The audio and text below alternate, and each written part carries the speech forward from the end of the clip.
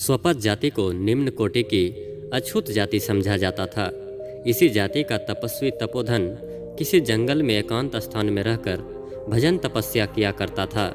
यह उन्हीं दिनों की बात है जब पांडवों ने हस्तिनापुर से थोड़ी दूर में स्थित इंद्रप्रस्थ को अपनी राजधानी बनाया था। तपोधन तपोवन में निवास करने वाले बड़े बड़े तपस्वियों तथा ऋषियों के समान विख्यात नहीं थे, क्योंकि एक तो एकांत प्रवृत्ति पसंद किया करते थे तथा उनका विचार था कि बहुत से लोगों के संपर्क में आने से ध्यान में बाधा आएगी। दूसरे, निम्न जाति होने के कारण लोगों का ध्यान उनकी ओर स्वतः ही कम जाता था। इसी कारण वे जन सामान्य में विख्यात न हो पाए थे। ये ऋषि कौन थे, कहाँ से आए थे, इसका उल्लेख भी नहीं कहीं मिलता। महाराजा धीराज के पद पर अधिष्ठित होने पर महाराज युधिष्ठिर ने एक बड़ा यज्ञ करवाया। यज्ञ में यह नियम होता है कि सर्वप्रथम तपस्वियों ब्राह्मणों को भोजन कराया जाता है। उनके बाद क्रमशः व्यापारी वर्ग और निम्न कोटि के लोगों को भोजन कराया जाता है। सबसे अंत में भिखारियों को भोजन मिलता है। यह एक विराट यज्ञ था तथा इसमें बहुत सी अच्छी तरह से व्यवस्था की गई थी। देश के हर कोने से ऋषि मुनि पंडित पुरोहित को बुलाया गया था। सब मिलाकर करोड़ों लोग इस महान यज्ञ में शामिल होने हेतु आए थे। उन सभी के लिए आवास का सुंदर प्रबंध किया गया था।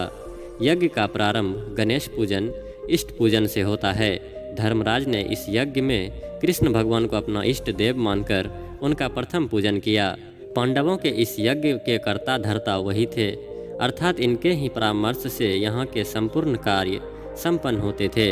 पांडवों को कृष्ण भगवान ने समझा दिया था कि यज्ञ में श्रद्धा, भक्ति, नम्रता से ही सबका सम्मान हो, किसी को किसी बात की कमी ना हो, क्योंकि यज्ञ की सफलता इन्हीं महापुरुषों की कृपा पर निर्भर है।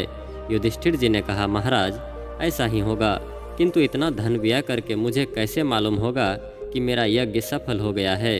भगवान ने कहा, सुनो, हम बतलाते हैं। जब ऋषि मुनि भोजन करके प्रसन्न हो जाएंगे तो आकाश में उच्च स्वर में एक घंटा बजेगा। तब तुम समझ लेना कि मेरा यज्ञ सफल हो गया है, और यदि घंटा ना बजे तो समझ लेना कि हमसे कोई त्रुटि हो गई है। ऐसी अवस्था में तुम्हारी भागदौड़ अकारण ही होगी। भगवान ने यज्ञ को प्रारंभ करके उसकी पूर्णाहुति भी विधि विधान से संपन्न करा दी। ऋषि मुनियों का भोजन होने लगा। ससम्मान दक्षिणाएं दी जाने लगी। ब्राह्मण राजा को आशीष देने लगे। सब कुछ अच्छी तरह से हो रहा था, फिर भी घंटा नहीं बजा।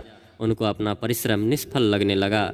युधिष्ठिर भगवान के उच्च मंच पर गए और प्रार्थना की, महाराज सब ऋषि मुनि भोजन पा चुके हैं, परंतु घंटा अब तक नहीं बजा है। भगवान बोले, जाओ पता लगाओ कि कोई ऋषि मुनि इस यज्ञ में आने से छूट तो नहीं गए।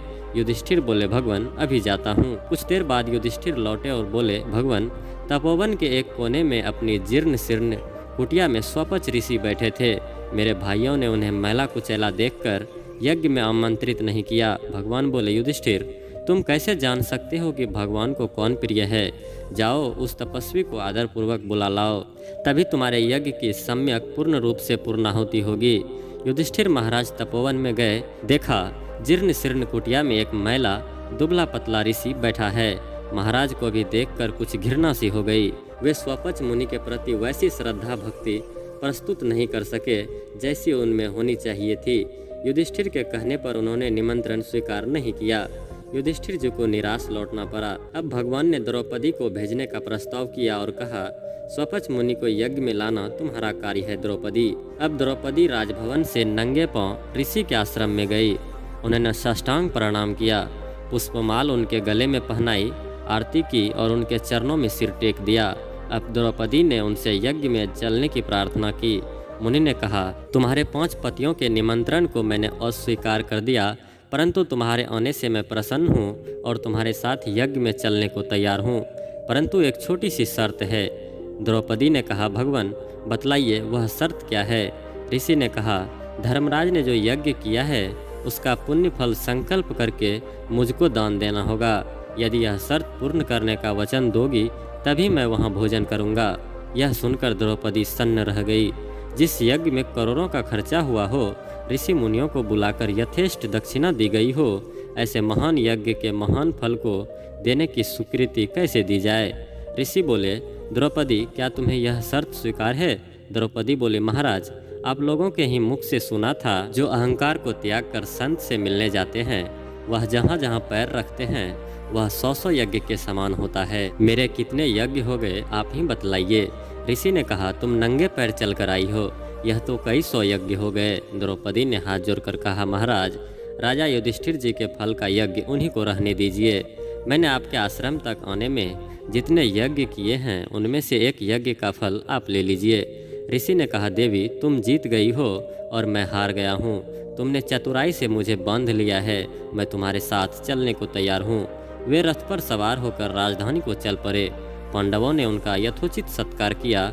अब स्वपच मुनि भोजन करने बैठे। नाना प्रकार के 6 रसों से युक्त भोजन उनके सम्मुख परोसे गए।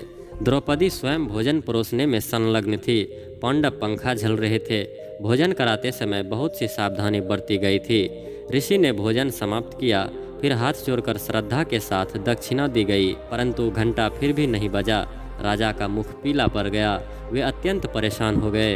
भगवान ने सबको बुलाया और पूछा, तुम लोगों से कोई अपराध तो नहीं हुआ? द्रौपदी ने कहा, महाराज, जब मुनिवर को 6 रस भोजन परोसा गया तो उन्होंने कटोरों का भोजन बड़े थाल में रखकर और मिलाकर ऐसा पलीता बनाया कि जैसे जानवरों की सानी हुई बनाई जाती है, और पलीता बनाकर हाथ जोड़कर आंखें मूंदी और उसके उपरांत खाने लग गए।